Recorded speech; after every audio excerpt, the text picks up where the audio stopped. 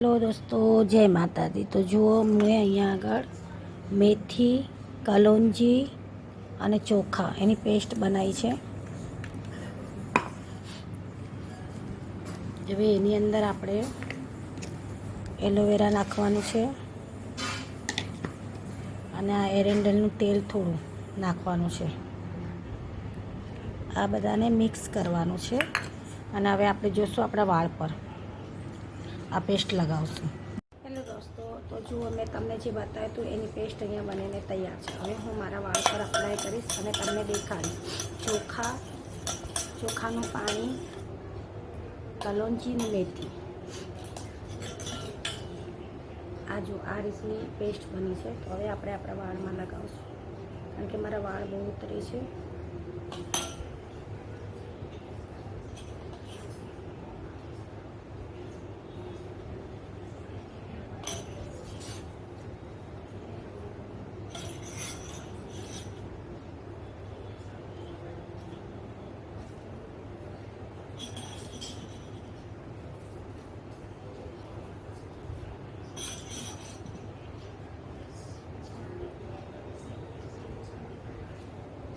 આ રીતે બધા વાળમાં લગાવવાનું છે.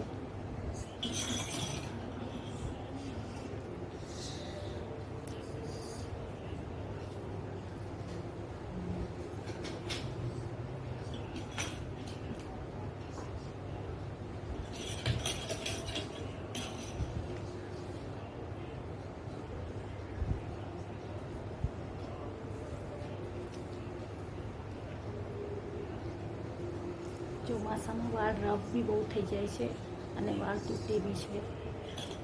તો આ જુઓ,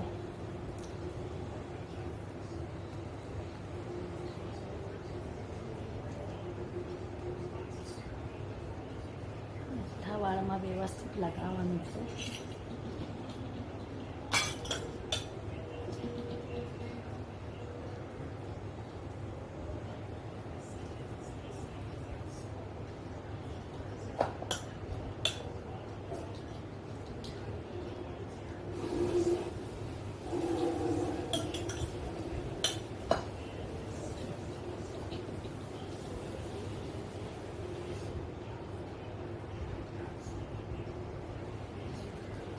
હવે આપણે આને રહેવા દઈશું, 20 મિનિટ સુધી રહેવા દઈશ અને પછી આપણે જોઈને જોઈશું કે વાળમાં કેટલી શાઇનિંગ આવેલી છે. તો જો મેં વાળ ધોઈ નાખ્યા છે. હવે આપણે જોઈશું કે વાળ કેવા લાગે છે. માઇલ્ડ શેમ્પૂથી ધોયા છે, કારણ કે આપણે એમાં એરંડિયાનું તેલ નાખ્યું છે એટલે થોડી ચીકાશ રહેશે. એટલે તમે એરંડિયાનું તેલ નાખો હોય તો નાખજો અને નહીં નાખો હોય તો બી ચાલશે.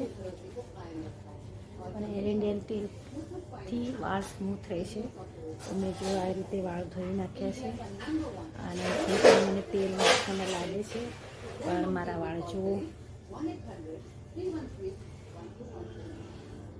જેટલા ઉતરતા હતા નથી ઉતરતા, એકાદ વગેરે ઉતરતો હશે. આ જુઓ, એકાદ જ વાળ ઉતરે છે. જેટલા મારા વાળ આટલા વાળ ઉતરતા હતા એટલા નથી ઉતરતા. એકાદ વાળ તો ઉતરશે, કારણ કે એક જ વાર મેં લગાવ્યું છે. તો અઠવાડિયામાં હવે ચોમાસામાં હું આખા ચોમાસામાં જ્યાં સુધી વરસાદ આવશે ત્યાં સુધી આ હેર પેક હું 4 દિવસે અઠવાડિયામાં 2 વખત હું આ હેર પેક લગાવીશ. તો તમને આ મારો હેર પેક કેવો લાગ્યો